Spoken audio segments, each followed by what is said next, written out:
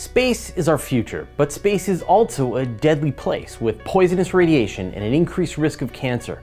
We're protected here on Earth thanks to our planet's magnetosphere, but is there a way to create an artificial magnetosphere and shield astronauts? With over half a century of experience sending humans into space, we've learned quite a bit about what it does to the human body. The microgravity weakens the bones, reduces muscles, and puts stress on the organs, but this can be partly compensated by exercise. Time spent in isolation or in close quarters with other astronauts can push people to the breaking point. But this isn't the first time we've learned to work in isolated and dangerous environments with other human beings. Being in space, away from the support of modern society, requires that astronauts have the skills, training, and communication with Earth to deal with medical emergencies, hardware failures, and the inevitable hostile xenomorphs, whether it's a stand-up fight or another bug hunt.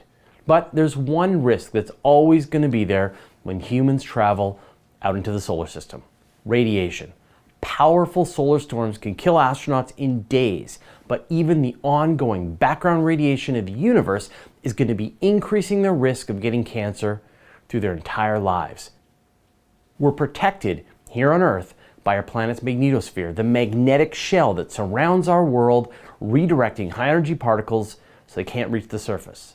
Earth is protected, and so is Jupiter, but good luck living down on the cloud tops of that gas bag.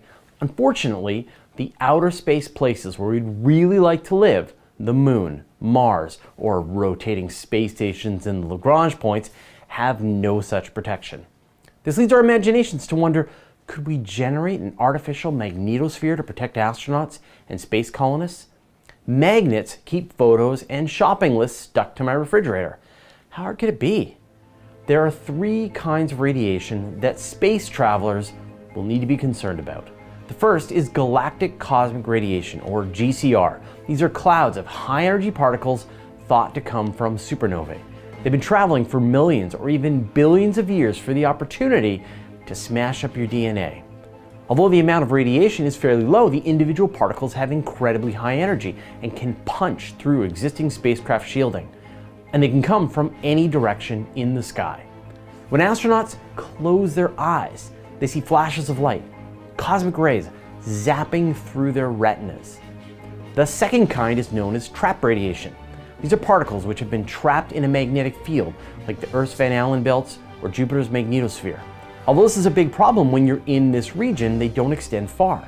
The third kind is energetic particles released by the sun during solar storms. These particles are low energy, and spacecraft can provide shielding to protect astronauts. You've probably heard the term RADS for radiation exposure, but scientists now use a term known as sieverts or millisieverts for 1,000th of a sievert. In the short term, if you get half a sievert of exposure or 500 millisieverts, then you'll experience the symptoms of acute radiation poisoning. We're talking fatigue, nausea, vomiting, seizures, and eventually death. Get a few sieverts in one dose, and death is the likely outcome. But the radiation can also harm you over your lifetime. For every additional sievert you experience, you face a 5% increase in the risk of developing cancer in the future. NASA's policy is that an astronaut can't get more than a 3% increased risk of cancer as part of their career. Any mission that would give an astronaut that kind of risk won't be approved. Astronauts in low Earth orbit accumulate 10 times the amount of radiation you get down here on the surface. And astronauts beyond the Earth will experience 10 times the radiation of a low Earth orbit mission. During its flight to Mars, NASA's Curiosity rover measured the amount of radiation dosage it was experiencing through the trip. According to the radiation assessment detector instrument on board Curiosity, it experienced an average of 1.8 millisieverts of radiation per day during its voyage. The majority were galactic cosmic rays, high-energy particles from other stars in the universe, while only 5% of that came from the sun, thanks to the lower activity of our star during this period. According to NASA, it's like getting a full CT scan every 5 or 6 days. But the bottom line is that for a human trip to Mars lasting as much as 1,000 days, the risk of cancer goes beyond NASA's policy. And for humans living on Mars and in space, a human will experience much worse, not to mention lethal doses during powerful solar storms. During the Apollo era, NASA just sent astronauts quickly through the magnetosphere to minimize the radiation dose from the trapped radiation surrounding the planet. And they'll use the same technique for future missions out into deep space. Beyond that, NASA looks at physically shielding the astronauts. The Orion crew capsule, for example, will be equipped with an instrument called the Hybrid Electronic Radiation Assessor, or HERA. It will give the astronauts a warning when there's an increase of solar radiation so they can protect themselves. They'll have about an hour to create a temporary shield made from storage bags and supplies on board Orion. They need to stay inside their homemade fort for up to 24 hours until the storm passes. Now I'm sure you're thinking, let's just surround the spacecraft with an artificial magnetosphere. There we go, problem solved. Of course, NASA has thought of this, and they've been struggling to implement this idea for over 40 years. Wernher von Braun designed a hypothetical spaceship containing a solenoid that would direct an electric field to generate an artificial magnetosphere. You've probably done this experiment in your school science class. If you run electricity through a wire, it generates a magnetic field. The more electricity you pump through the wire, the stronger the field, and this is called an electric dipole. The problem is that the strength of a magnetic field produced by an electric dipole drops by the inverse of the cube of the distance. In other words, the bigger the field, the more energy you need. And that gets expensive fast. But in the last few decades, amazing new materials called superconductors have been developed, providing a way that electricity can move through material with almost no energy loss. And they work best at cold temperatures, and space is generally pretty cold. So in theory, using a superconducting wire, it should be possible to generate a powerful enough magnetic field using only a few dozen kilowatts of power. That's a lot, but within the energy budget of a spacecraft. Back in 2011, NASA's Innovative Advanced Concepts Group awarded a contract to Advanced Magnet Lab for the development of an artificial magnetosphere. They proposed surrounding a spacecraft with expandable superconducting coils. Once charged up, the magnetic coils would expand around the spacecraft, protecting it from the various forms of radiation. In the end, the team concluded that although this technology is feasible, it's not ready. The state-of-the-art in superconducting materials weren't light enough to provide better protection over just piling up junk in the spacecraft. In other words, it's still better to just go surrounding yourself with your own food, water, and other supplies than to try to generate an artificial magnetic field. The European Space Agency thinks it's on track to develop an artificial magnetosphere thanks to a collaboration with CERN. And if anybody knows how to direct charge particles, it'll be the folks operating the Large Hadron Collider. They worked on the European Space Radiation Superconducting Shield project known as SR2S. It used a superconducting wire made of magnesium diboride coiled up. And by running electricity through the coil, it should be capable of producing a magnetic field 3,000 times stronger than the Earth's magnetic field, providing a bubble of magnetic safety 10 meters across. This would allow the astronauts to be inside the spaceship or even perform spacewalks outside within the protective bubble, all the while protected from space radiation. And we last heard a flurry of announcements about this technology in 2015, and I reached out to the director of the project, Dr. Roberto Battiston, who is also the director of the Italian Space Agency. And according to Dr. Battiston, the experiments went well, and the next step is to investigate higher temperature superconductors, but nothing that's ready to protect astronauts. Instead of protecting a single spaceship though, what if you could protect an entire planet? At the recent Planetary Science Division meeting held in Washington, D.C., a team of researchers proposed a pretty clever way to protect Mars from solar radiation.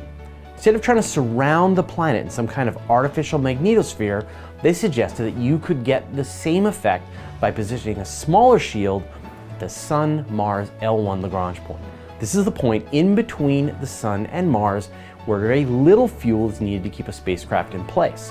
With the right electric charge on the shielding spacecraft, it would generate an artificial magnetosphere that blocks the radiation that would reach Mars. Imagine a rock in a river with a calm trail behind it. It gets even better. This trail would block the solar wind from reaching Mars, which blasts away its atmosphere into space over billions of years. So with this shield in place, volcanic outgassing would naturally thicken the density of the atmosphere and increase temperatures on Mars by an average of 4 degrees Celsius. This would be enough to melt the carbon dioxide polar caps, contributing to a greenhouse effect, warming the planet even more. Future Mars colonists would enjoy the decreased solar radiation and the steadily thickening atmosphere on the red planet. Unfortunately, this technology would only protect against solar radiation. It wouldn't help against the galactic cosmic radiation. In a moment, I'm going to talk about a cool proposal that would create an artificial magnetosphere on the surface of Mars. But first, I'd like to thank Jordan Barnes, Sindra Svensby, Amon Carlson, and the rest of our 813 patrons for their generous support. If you love what we're doing and you want to get in on the action, head over to patreon.com/universetoday. Although the L1 shield will protect lunar or Martian colonists from solar radiation, it doesn't help with the galactic cosmic radiation. In order to protect against that threat, a researcher from Italy named Marco Peroni has developed a solution, planting a huge wire donut into the ground and running electricity through it. He proposes building a huge solenoid or donut that would be embedded in the bedrock of the moon or Mars, and although the full solenoid would be up to 1 kilometer below the surface, part of the ring would pass above the ground, providing a protected area for the colony. The solenoid would consist of huge cables that would pass an electric current, and by doing so, generate a powerful magnetic field that protects the colony from both cosmic and solar radiation.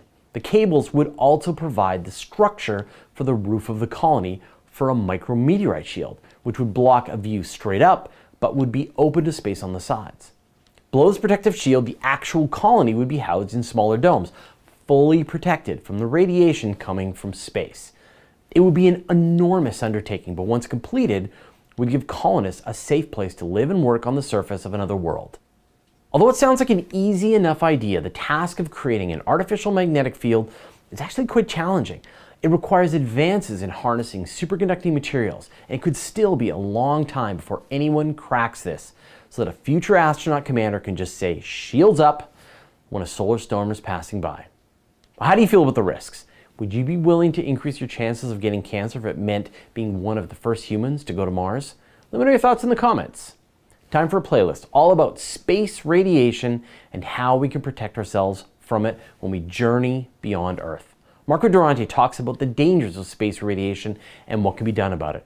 Curious Droid talks about deep space travel and space radiation. Dr. Ian O'Neill talks about a space shield, a longer lecture from NASA about space habitats and radiation protection, and finally, Bill Nye and astronaut Mike Massimo talk about space radiation and electromagnetic shields. And that starts right now.